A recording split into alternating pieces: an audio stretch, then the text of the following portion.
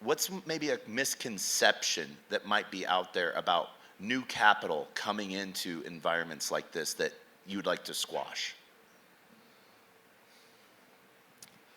So thank you for thought about it for a second. So there is capital that comes in waves, right?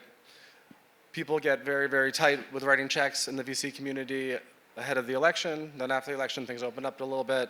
Things are now tight again. It makes it hard to run a business if you're a startup and you're having capital flow issues. There's a couple of other VC funds that are in the room today. I saw DNA funds. You guys heard from Will from Proto and Redbeard.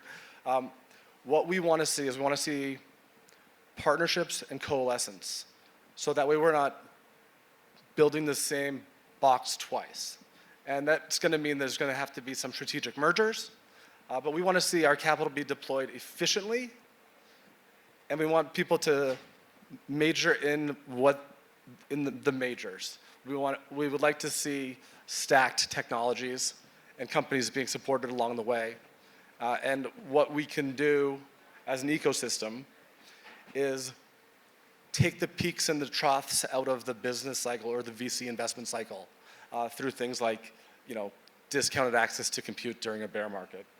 So we want to see capital start getting deployed for synergies. I think that's the new game in town. As we're all aligned against a common threat to our existence and the stakes are quite high on getting AI right and distributed compute right. We've already lost control of the internet. I don't think that anybody in this room is going to not fight to keep control of Web3, AI, and compute. And that pushes a big piece into like the sovereignty of things that we've talked about. We've talked about one of the great conversations I've had with David Johnson is, the difference between open source and decentralized AI.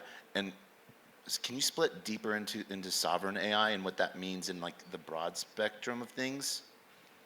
Well, I'm going to have to do this really fast because I think we're out of time. But how to do this in a minute.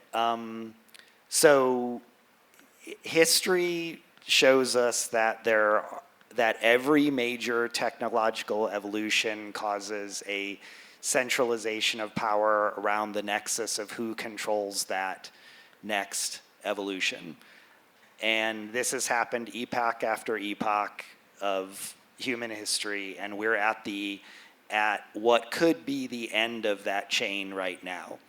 I don't know who in the room believes this, but if you believe we've crossed the event horizon now of AI control over every system on the planet, then you'll probably understand what I'm about to say.